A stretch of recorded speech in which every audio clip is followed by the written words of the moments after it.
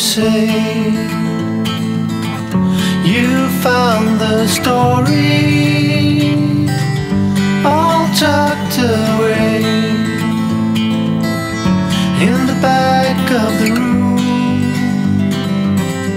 been lost for years, far away from the glory, in the midst of our day-to-day. Well, hello and welcome to day 12 of the 21-day creative challenge.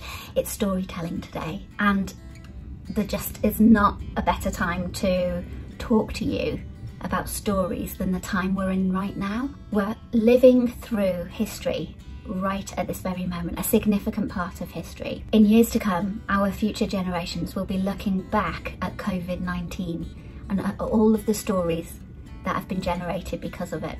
They'll learn that rainbows became a sign of hope. They'll hear of how we came together to cheer and clap for the people who are saving lives and keeping our country going. They'll hear of a time where the world slowed down, where polluted skies cleared and wild animals reclaimed the streets. A time when we treasured our one walk a day, when we actually got to know our neighbours, and where people came together to help those most at need, and businesses reinvented themselves to be so useful, not only to survive but to serve the wider community.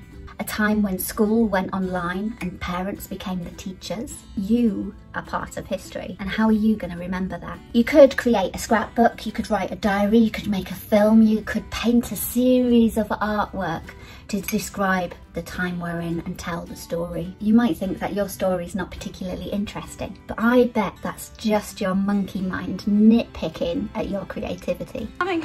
Somebody called about a monkey? So I thought today I could help you tell your story by introducing you to a framework to make it easier to piece together. Because when you build a story, there's lots and lots of different elements to consider. Like, who are the heroes? What virtues do they possess? What do they lack? What do they want? Who are their allies?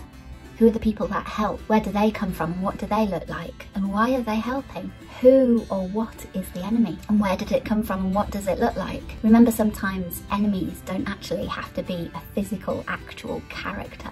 It could be a metaphorical enemy. For example, like The Catcher in the Rye, where the enemy is the fear of growing up. What's the overall theme of your story? How do you want your audience to react? Do you have any objects weaved into the story, like the apple in Snow White, or even the pills in The Matrix?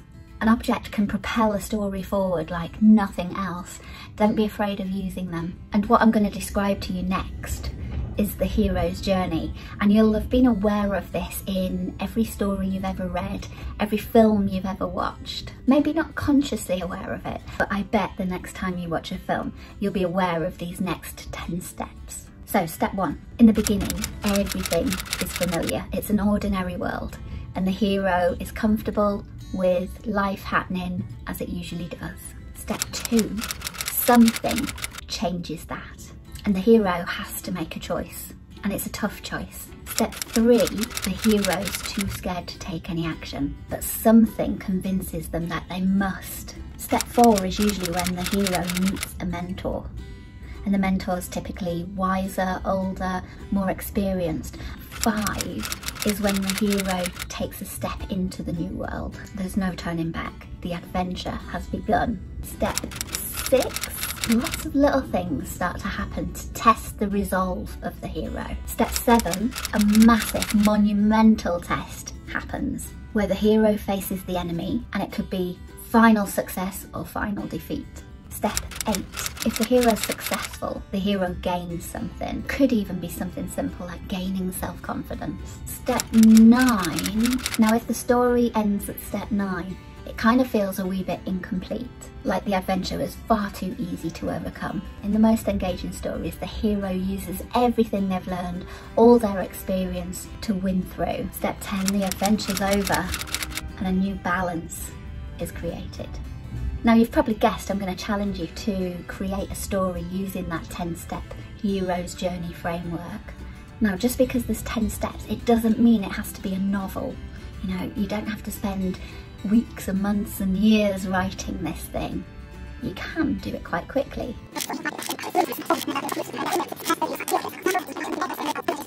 could be a short story, a short film, it could be a blog. I use this storytelling format to create a 3-minute introduction video for my YouTube channel, and I found having that framework gave me a structure to work within.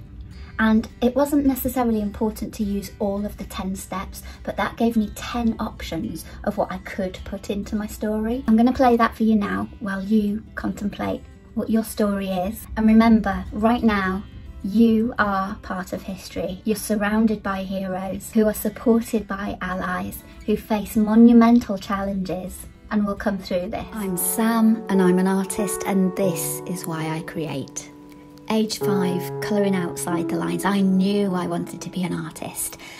And art gave me this safe space, it gave me this calm.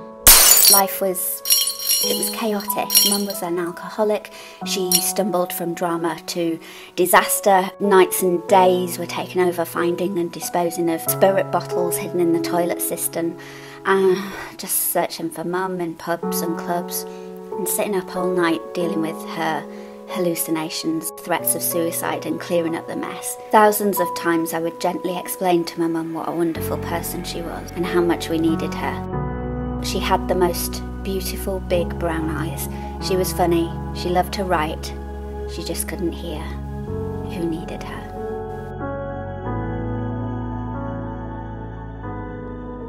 Age 13, reunited with my dad, he helped me escape. And as you can imagine, life got significantly better thanks to Dad's support. I went on to work for the Prince's Trust, helping young people set up in business or get back into school. I travelled around the UK, and during that time, I started to hatch a plan for my very own business. I would use train journeys to sketch ideas, mind the gap, create business plans, write editorials, build my website. I was going to fulfill my dream of being a full-time artist.